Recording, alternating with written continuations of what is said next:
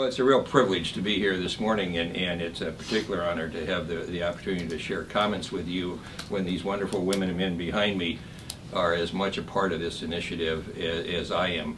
This is a collegial effort on behalf of 100+ business women and men who believe, as economists believe, as theologians believe, as business leaders throughout this land believe, that it's past time for the minimum wage to rise to a level that approaches the poverty levels of this nation.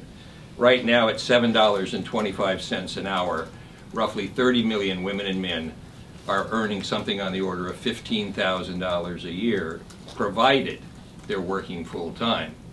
Yet we know that many of these women and men are actually not allowed that privilege, which keeps them away from all the benefits and all of the opportunities that more highly paid workers in this country receive. That's 30 million women and men out of a workforce in the civilian labor force of 154 million.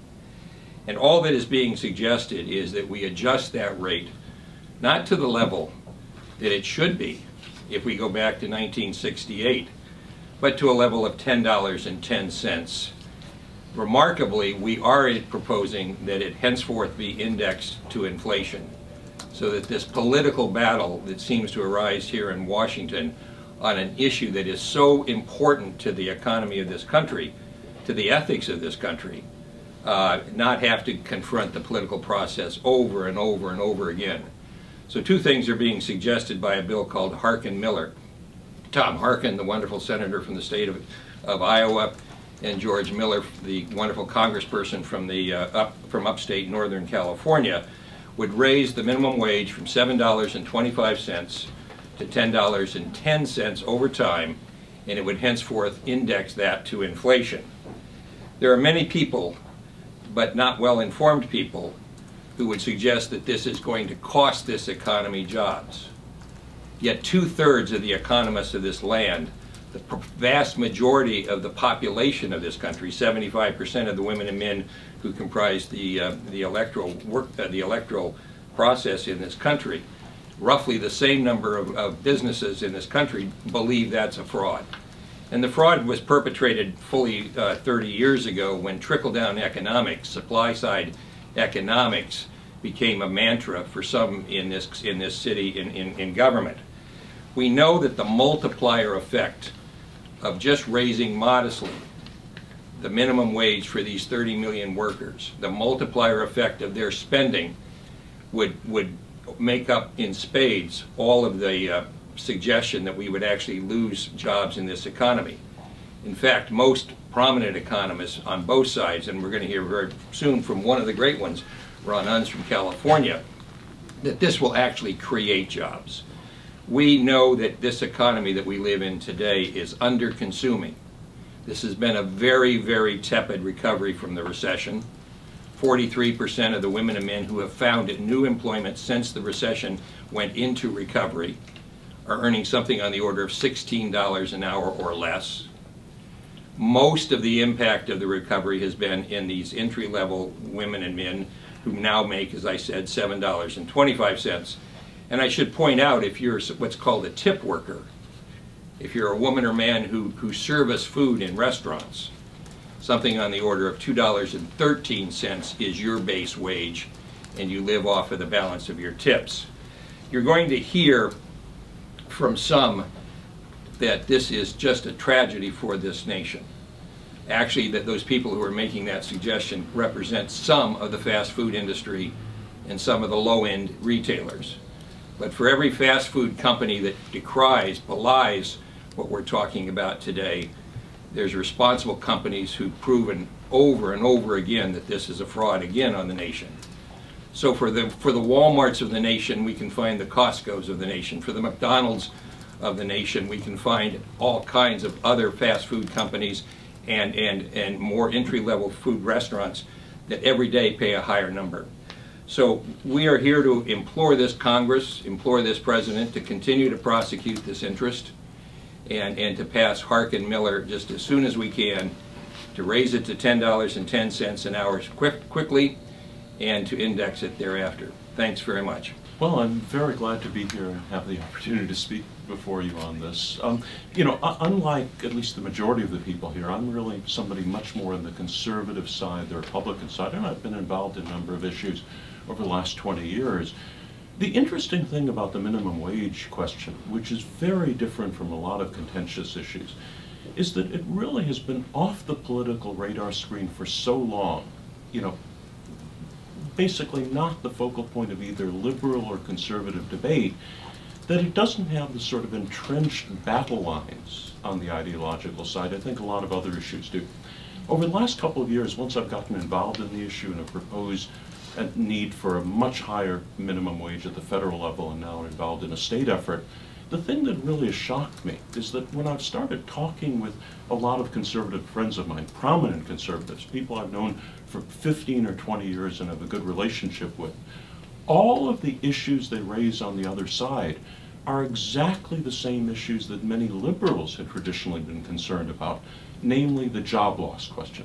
That is the single biggest issue that conservatives have with why they, in some cases, sincerely oppose a much higher minimum wage, and the facts are entirely on the other side. Once you simply bring the facts to their mind and show that the price increases that would be necessary for a much higher minimum wage are totally insignificant, that there wouldn't be job loss, and that the result would be huge cuts in the social welfare programs right now that subsidize these low-wage industries, I think there's much more chance of a healthful dialogue and a coalition on this issue. The facts are really amazing as I started to go through them. For example, Walmart is the largest low-wage employer in the United States. Walmart could accommodate a $12 an hour minimum wage by raising their prices 1% one time. The result would be between $100 and $150 billion of extra money each year would go into those households, those lower wage households that spend every dollar they earn. And those dollars would go back to Walmart. The dollars would go back to McDonald's. The dollars would help to revive the consumer spending that drives our economy.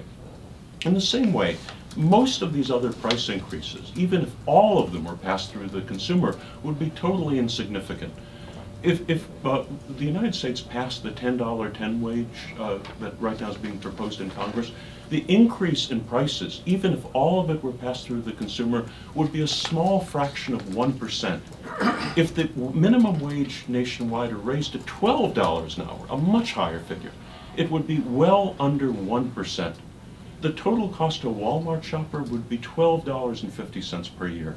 So we're talking about something that would be tremendously beneficial for the workers involved, obviously, with tens of millions of workers getting a large wage increase. But on the other hand, the cost to the consumer would be insignificant, while the benefits to the taxpayer, who are usually the focal point of conservative concerns, would be tremendous. Right now, the United States spends over $250 billion each year on social welfare programs for the working poor, families that work but can't afford to survive on their paychecks. Tens of billions of those dollars would be saved if the businesses were forced to pay their own workers rather than shifting the cost to the taxpayer. And that's a very strongly free market argument. One thing I'm involved in right now, unfortunately, given the logjam in Congress and the difficulty of passing something like this through the coordinated blocks of lobbyists in all the Congress or the state legislatures, is to try to put an initiative on the ballot in California that would raise the minimum wage in America's largest state to $12 an hour. That's not an unreasonable figure, given the tremendously higher cost of living in the state of California. But I think it, as it moves forward, may become a focal point for this debate. And I'd like to say that so far, many of the discussions I've had with some of the most prominent Republicans and conservatives in the state of California have been surprisingly open to the idea, because we're not talking about a big government program, we're not talking about raising taxes, we're talking about forcing businesses to pay their own workers rather than relying on government subsidies. And I think whereas there are certainly very strong liberal arguments in favor of a major minimum wage hike, there are equally strong conservative arguments. The only arguments on the other side are the arguments of money and business lobbyists, with businesses that simply don't want to pay their workers and would rather shift the costs. So I think this is one area where there potentially should be a lot of bipartisan support and trans-ideological support, so long as we can get the facts out there. Thank you very much.